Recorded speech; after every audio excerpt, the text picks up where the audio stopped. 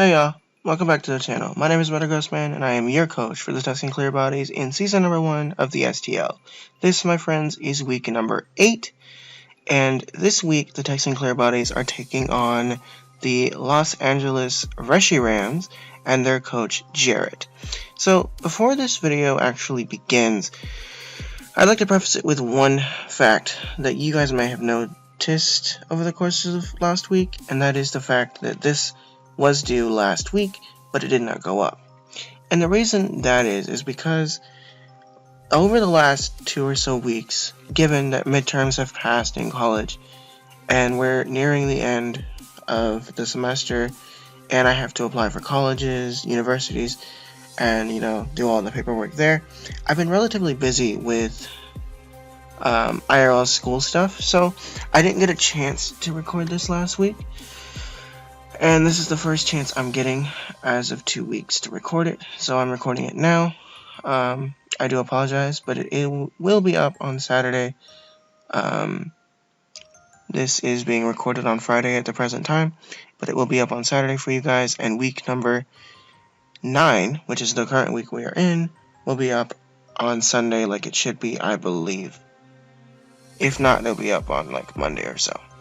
I'll try my best on that. So yeah, that's the thing. So if for some reason my commentary with regards to the team builder is not on par with what it used to be or what it usually is, that is because it's been a week and a half since I've actually built the team or used it, so I'm not going to remember the exact calcs perfectly like I would have as if I were recording the battle in the week that it had occurred.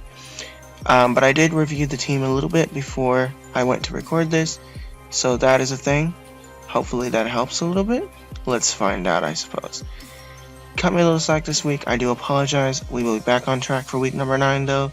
But without further ado, this is week number 8 of the STL, in which we take on Jarrett and his Los Angeles Reshirams. So let's go ahead and hop into Pokemon Showdown, where we have, if I can find my mouse, if I can ever find my mouse, thank you, found my mouse, okay, so let's go ahead and hop into Pokemon Showdown, where we have our team for this week, or week 8. So the first thing I want to preface this with is the same thing I preface with every single video for STL, and that is the fact that our drafts, mine as well as Jared's, will be on the right side of the screen, as it always is, for you guys to reference as we go through the team builder portion of this video. Followed by that will be the team builder's counterpart, the battle itself. So without further ado, let's go ahead and hop into the team builder. The teams are on the right side like they always are, and at first glance, if you look at his team, he has a Hippowdon, he has a Superior, he has an Excadrill, he has a Mega Diancie, he has a Cresselia, and he has other things. But of the Pokemon that I've listed, Hippowdon, Mega Diancie, and Excadrill. Sand Rush Sweep team. Sand team. Big sand team. Big problem, right? So that's one thing to keep in mind, okay? So his team and my team are on the right side, so let's go ahead and hop into the team that we decided to bring this week, that I built for him for week 8. So the first thing we have is our Trojan Broom, the shiny Minior, carrying the white herb like it always is, with the shields down ability with the moves Acrobatics, Earthquake, Shell Smash, and Stone Edge. Acrobatics is to nuke pretty much everything, including the physically defensive, including his physically defensive Cresselia. Earthquake kills the Excadrill, Earthquake hurts the Hippowdon, Earthquake hits the Empoleon, but Earthquake is more so there for his Excadrill and his Empoleon, as well as other things potentially. Shell Smash is to do what we do best, and Stone Edge is there for his Mana Buzz as my best way to whack it and kill it.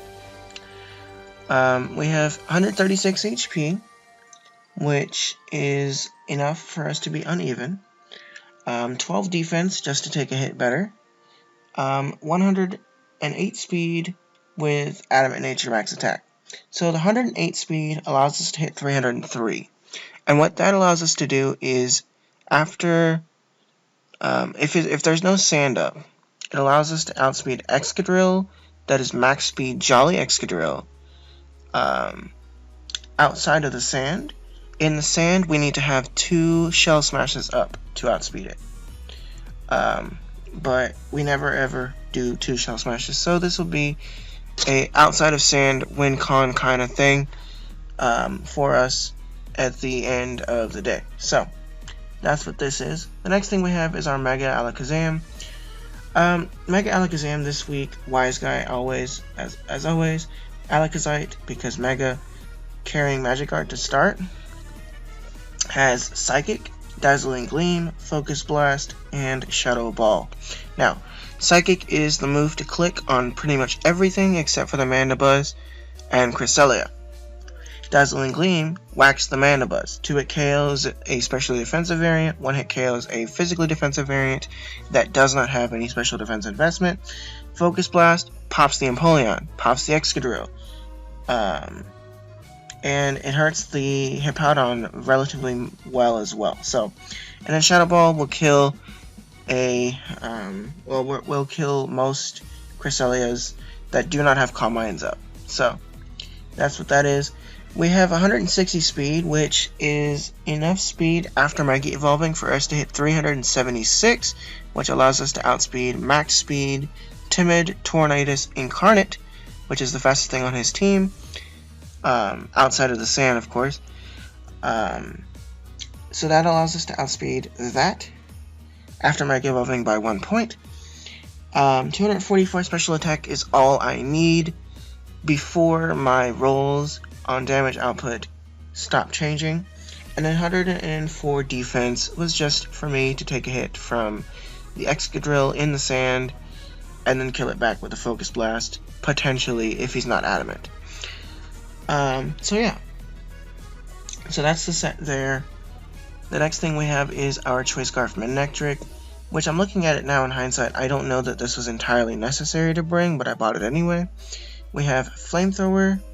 We have a Choice Scarf like we always do on our Voltronics here.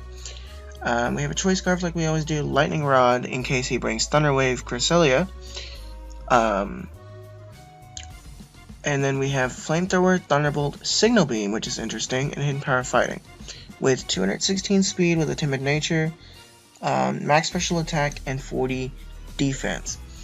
Now, Flamethrower is for the Excadrill, Thunderbolt is for Stab, generally, Mana Buzz as well, Signal Beam is for the Cresselia specifically, and Hidden Power Fighting is a last-ditch pickup on things like his Hippowdon or his Excadrill or his Empoleon, depending on where they are. Thunderbolt is also for the Excadrill, but Signal Beam is the heat of the set this week, and the Signal Beam is there to cover the Cresselia in case for some reason I end up being set up fodder for it. I have Signal Beam to whack it and at least cover it. So yeah, that's our Voltronics this week: Flamethrower, Thunderbolt, Signal Beam, and Hidden Power Fighting, because Hidden Power Fighting seemed to be generally the most effective hidden power for coverage against his Sand Core in comparison to like Hidden Power Ice or something. But Hidden Power Fighting seemed to be more effective because Mana Buzz exists as well. So, the next thing we have on our team is our Lantern, making its second week debut with the Shucka Berry, which is something I wanted to try. It was relatively interesting. And the Shucka Berry allows me to take a hit from something on his team. Allows me to take an Earthquake from his Excadrill or Hippowdon, and then fire back either 60 or 70%, or I'm sorry, 40 or 60%, depending on which one it is, with my Scald. which I'm carrying Scald, Volt Switch, Toxic, and Hidden Power Fighting again. Hidden Power Fighting is a last-ditch pickup on his Excadrill or Hippowdon, or his Empoleon even. Volt Switch is Momentum, a switch play against his Empoleon as well if it ends up being in a 1v1. Toxic is for Cresselia, and then Scald with 16 special attack investment, which y'all see is really weird. Scald with 16 special attack investment allows me on 2 maximum rolls to guarantee kill physically defensive physically defensive Hippowdon with no special defense investment. So that's what that is. On minimum roll it's like 43% or something. On maximum roll it's 51%. So that's a thing. Otherwise it's a 3-hit KO after leftovers. So yeah, that's our set. And then the 200 defense with a bold nature and 88 special defense is so that I can take both a Moonblast and a Diamond Storm from his Mega Diancie, who has max investment in both offensive stats, and then fire back a Scald and nuke it.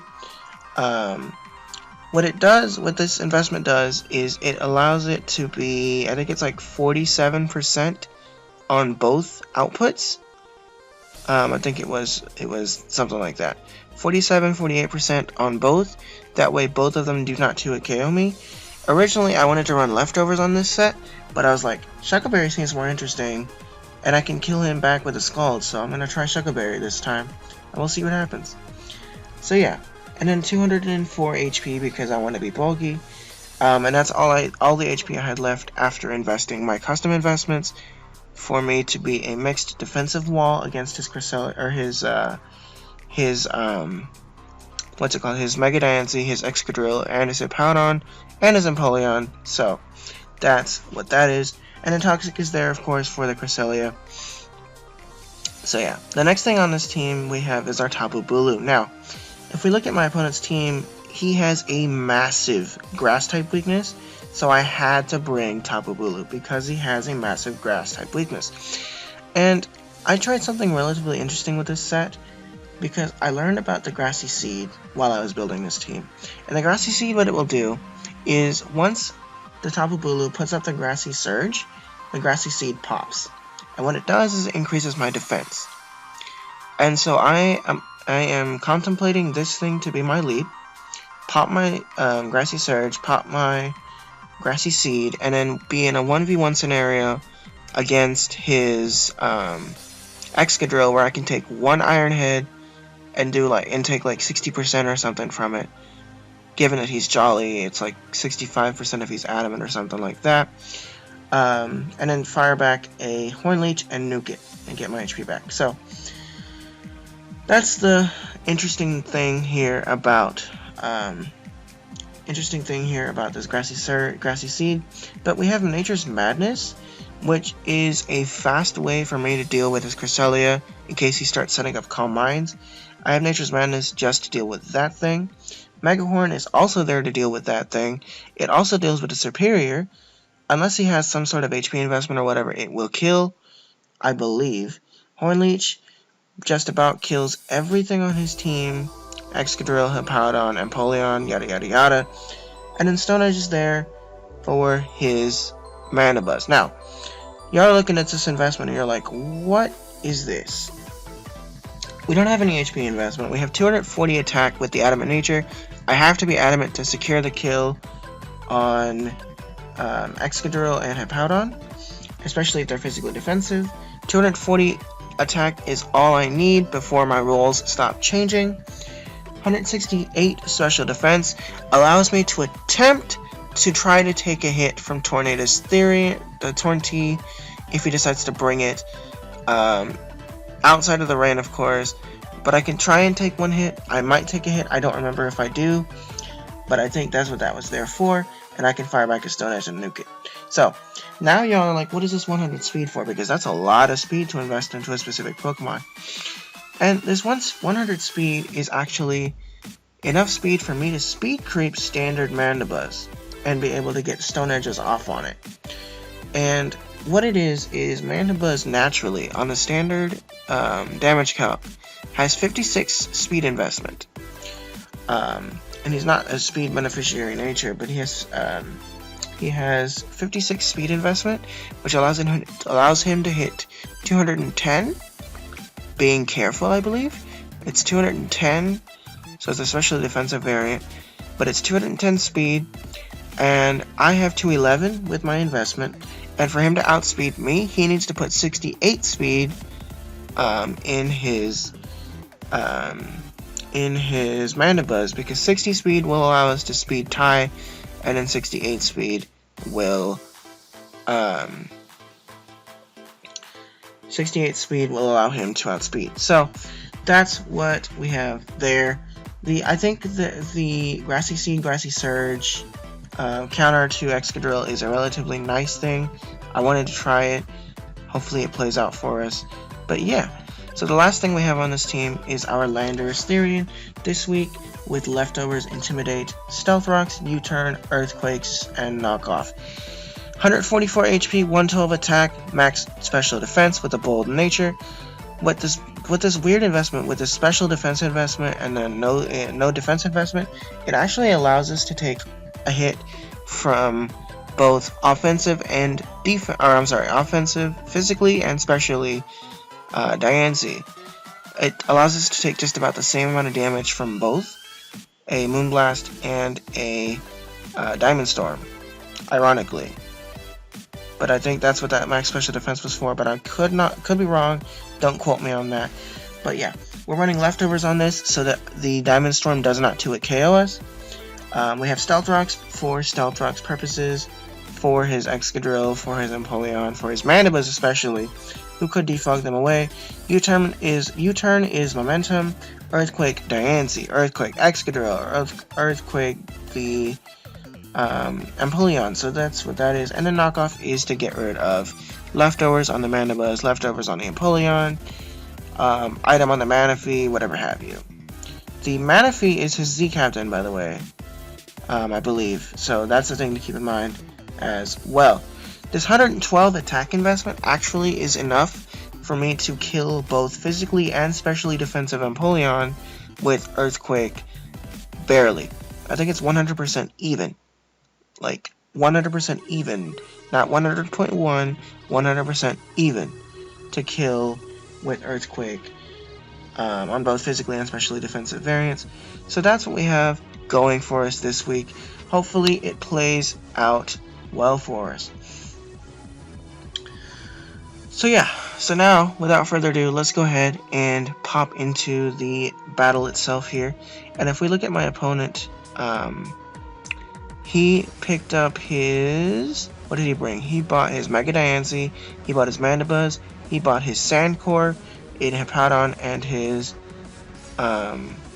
Excadrill. He bought his Superior, which is not something I expected, but I did in fact prepare for it, because we have Minior, and we also have Megahorn. And he also bought his Cresselia, which is nice that we have Megahorn. So we bought our Minior, we bought our Mega Alakazam, we bought our Manectric, we bought our Lantern, we bought our Tapu Bulu, and we bought our Landorus, as I covered in the team builder. So I said, gee, good luck, have fun, and we are off here. So when I was battling him, I figured he's going to lead with the Hippowdon to get the sand up, right? So my dedicated lead, as I said in the team builder portion, was the fact that I would lead with my Tapu Bulu, get my Grassy Surge, pop my Seed, and be able to deal with both things really well. Now, before this battle begins, I want you guys to know, Whirlwind, Whirlwind on the Hippowdon fucks my team up, so that was something that was relatively scary for me while I was battling. So that's the thing. Very, very, very scary thing here. And you'll notice as we play. Actually, you know what? I'll tell you all this later. You'll notice as we play. But yeah, so I decided to lead off with my Tapu Bulu as he leads off with his Hippowdon. So yeah, That is the exchange that we start off with. Hippowdon leads, Tapu Bulu leads, Grassy Surge pops, the Seed pops with it. My defense goes up, and I am pretty much going to click Horn Leech because I figured you're going to stay in. But then I should have thought about it. He's not going to stay in. So he didn't stay in. He switched out to his Mana Buzz, which I guess was his dedicated switch into this thing and his dedicated answer to this thing as well, to my Tapu Bulu, which is why I put my investment into my speed. As I said in the team builder, we had 100 speed just to outspeed this thing. And with the +1 defense, I'm actually going to take any hit he has to shoot at me, even though I don't have my HP investment like I should. So yeah, the Horn Leech comes off. I get a crit with the Horn Leech. It does around, what is it, 20, 22, 23%? No, 32%, something like that. I do apologize for the crit, obviously, but it is the game we play. The crit ultimately doesn't end up mattering all too much, though, so I guess. But yeah, so I'm gonna fire off my Stone Edge because I outspeed as I'm supposed to. Stone Edge comes off. Stone Edge comes off. He's actually carrying the Chati Berry, which reduces super effective rock type attack damage by 50%. So it allows him to live with just over half. If not for the Chati Berry, I would have picked it up. So he clicks his U-turn. He gets out of there. Notice how his U-turn did like 9% damage to me. It's pathetic how little that does. And that's because that was a utility Mana Buzz most likely. So he's gonna switch out into his Excadrill. He's Sand Rush. And he doubles right back out to Mana Buzz, baiting my Horn Leech. As exactly that is what I'll do. Get some HP back, go back to 100%, and he drops to, what is it? The Horn Leech to him does how much damage? How much? I did 15% to him, which is just about right for a physically defensive variant. So I did 15%, and I click Stone Edge because I pretty much have Stone Edge there. Stone Edge lands, and the Mana Buzz dies nice and early, which is nice for me. I have my +1 defense sitting here. We're just here doing what we gotta do. He brings in a Superior. Now, Superior can't do it much to me other than Hidden Power Fighting, maybe or HP Fire, maybe Glare. But I have Mega Horn to answer to this thing, so most of the time I should be able to kill Superior if it doesn't have HP investment with my Mega Horn, which he fires off a Leaf Storm. He misses Leaf Storm. I do apologize for that. And then I get a super effective hit, and I do 98.6% damage to him, which leads me to believe that he had a little bit of HP investment, or I got the absolute minimum roll that the damage output results in, or the max roll was 98%. I don't know which, but regardless, get to 98%. The Mega Horn comes off. The Sandstorm actually subsides as he's leftovers, which leads me to believe he was specially defensive or had some sort of HP investment, because the leftovers after the fact reveal that to me. So he clicks off Hidden Power Fighting or Hidden Power Fire and does a large chunk of damage. I'm gonna fire off a Mega Horn, kill that thing, and I'm just sitting in front of him right now. And he might get evolves into his Mega Diancie, clicks Moonblast, and is able to kill. Now, if we look at this battle in hindsight, actually, you know what? We'll do that later. But Tapu Bulu goes down, which I don't know if that was the correct play. He's gonna switch out. I'm gonna switch into my Landorus because Landorus is my direct response to this thing. To click Earthquake, I'm actually predicting him to switch out, so I'm gonna put my rocks up because I predicted him. Knockoff comes off, and it knocks off his leftovers, which is exactly what I wanted to knock off. He's gonna click his own Stealth Rocks and get those up, which is good. I'm gonna U-turn out for momentum's purposes, and we're going to go into my Nectric to click something. He's gonna click Ice Fang, which is a really good thing that I switched out from the Landorus, and good prep on his end as well to cover my Landorus, because Landorus otherwise is a direct 1v1 stall thing that meant that Landorus can win because of the 145 attack stat. So it's a good thing he prepped really, really well for that. Good job on your end. He gets the damage, Sandstorm comes off, and I'm going to double right back out into my Landorus. Take the rocks, drop his attack stat. He's going to click slack off. Now, standard Hippowdon carry Whirlwind, carry Stealth Rocks, they carry Earthquake or Rock Slide, and they carry Slack Off. Throughout the entirety of this battle, my assumption was that this is a standard Hippowdon. So far, he's revealed Stealth Rocks and Whirlwind to us. And I believe he also carries Earthquake on his set. So that's the thing to keep in mind. I'm going to U-turn right back out because I want to keep intimidating his attack stat. I'm going to go into my Mega Alakazam, which is nice. He revealed Ice Fang as well. So Ice Fang, Stealth Rocks, and what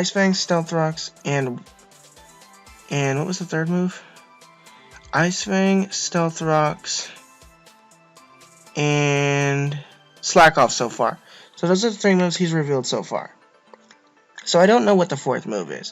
Now, right here, I don't know that going into Mega Alakazam was the correct play.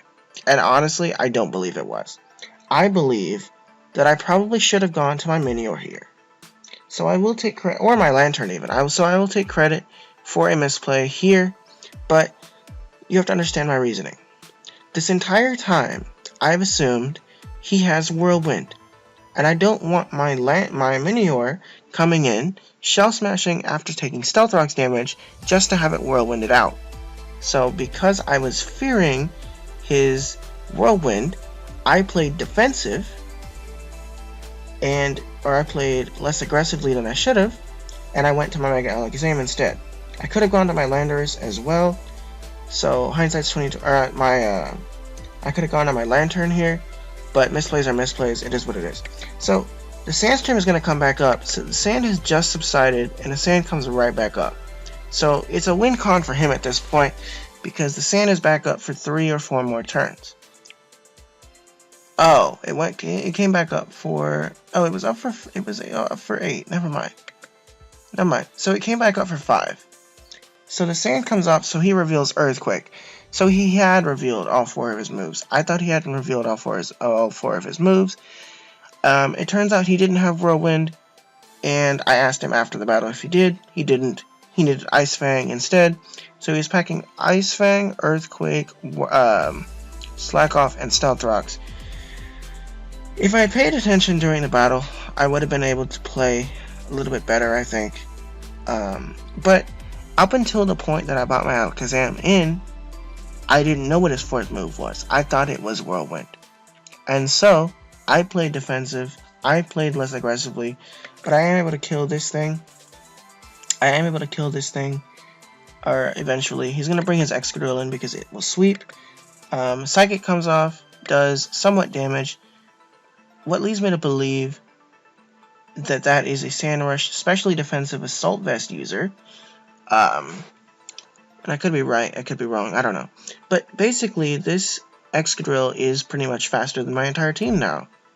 Because in the sand, I will not outspeed. Even with my Alakazam, I will not outspeed.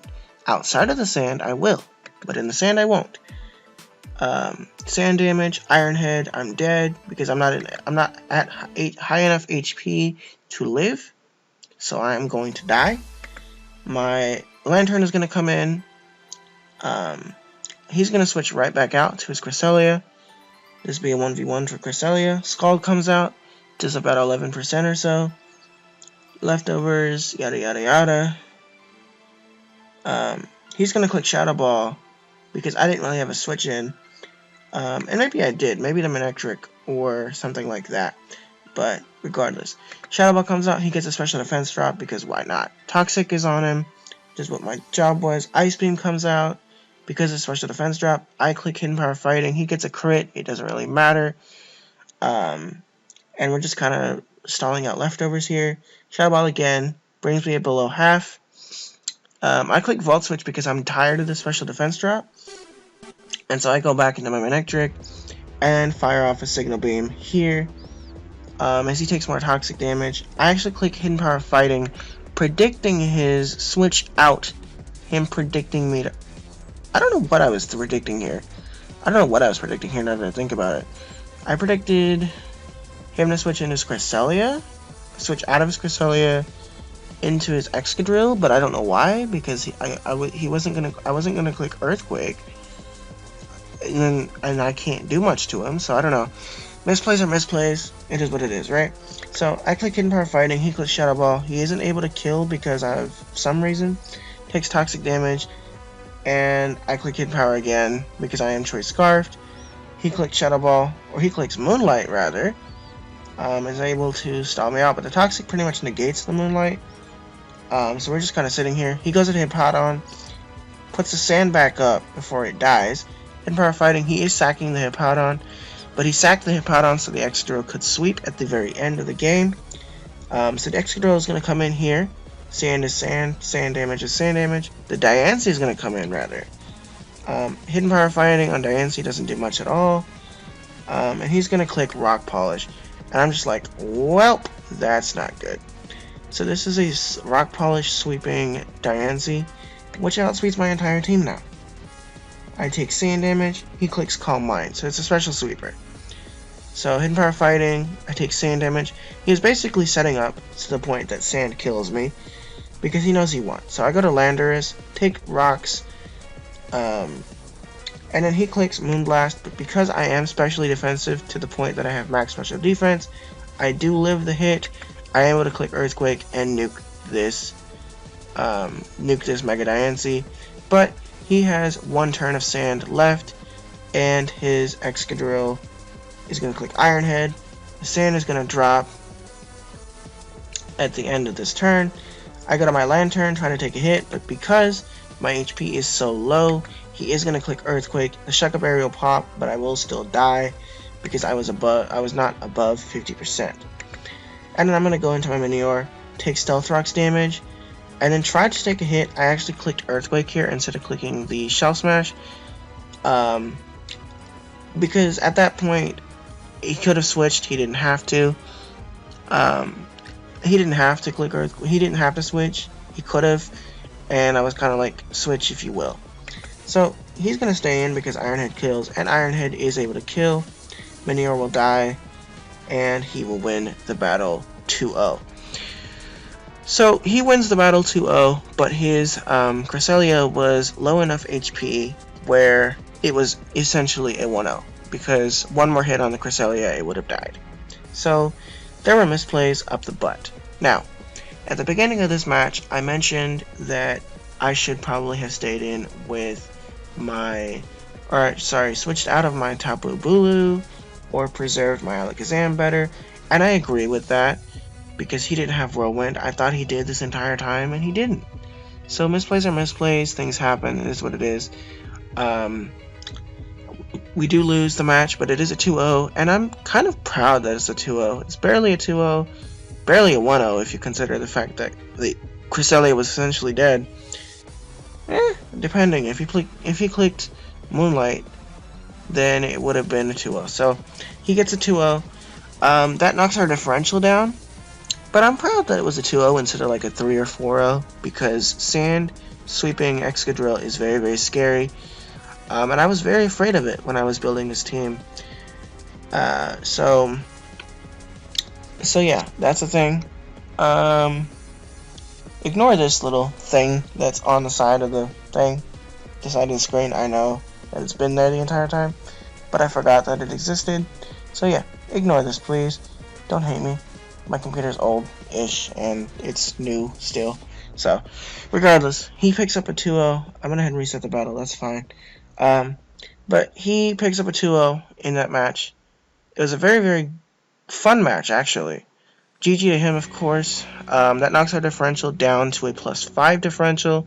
We are, I think, 6th in the league at the end of Week 8, sitting at a, 5-3? Yeah, 5-3 +5 differential, but But yeah, we still have a playoff chance because apparently our opponents for the remainder of the season aren't very good, quote unquote. I don't know. So, I don't know. We'll have to see. You'll have to stay tuned in for that to find out how that plays out as well. But with that being said, our record falls to 5-3 plus 5. Don't hate me. Things will get better. We still have a playoff chance. It's a slim chance, but we still have a chance. The remainder of the league does have to play out, so we'll see. And if we don't, even if we don't make playoffs, I'm happy with like 7-4, honestly. So that's a thing. But yeah, with all that being said, I'm gonna go ahead and call this video. I hope you guys enjoyed. I do apologize that this is a week late, but things happen. I was busy. Misplays are misplays. Hindsight's 2020. Live and learn. We're better battlers for it. I learned that I should have preserved my Alakazam. I probably, you know what I'm thinking now? What I should have done is I should have switched in my Minior on the turn that I switched into my Alakazam, because the sand would have dropped at that point. Mega Evolve with Alakazam, click Focus Blast, because I outspeed him. Outside of the sand, I'll outspeed him, click Focus Blast, kill him, and then Shadow Ball on the Cresselia, and yada yada yada, so on and so forth. So I probably had a win condition in Alakazam. I had a win condition in Tapu Bulu. I had a win condition in those two mons, and I threw them away. Misplays are misplays, though. Live and learn. It is what it is. It's a good game to him, of course, but with that being said, this is the video. Hope you guys enjoyed. If you did, leave a like. But yeah, I'll see you guys again for week number 9 of the STL. We are nearing the end of the league. I think there's 11 weeks in the league, so we've got like 2 more weeks of the league or something like that, 2 or 3 weeks. So yeah, fun times. 3 weeks in the league, and then we have a post-season analysis, unless we make it to playoffs, in which case we'll have 1, maybe 2 more battles, depending on if we get to play Lev in week 1 or week 2 of playoffs, if we make it. So yeah, I'm gonna shut up now because I've been rambling for a little while. I'll shut up now. Hope you guys enjoyed. If you did, leave a like, because that helps a lot. And I will see you guys again in week number 9. But until then, this is your coach for the Texan Clearbodies. My name is Metagrossman, and I will see you guys next time. Bye, y'all.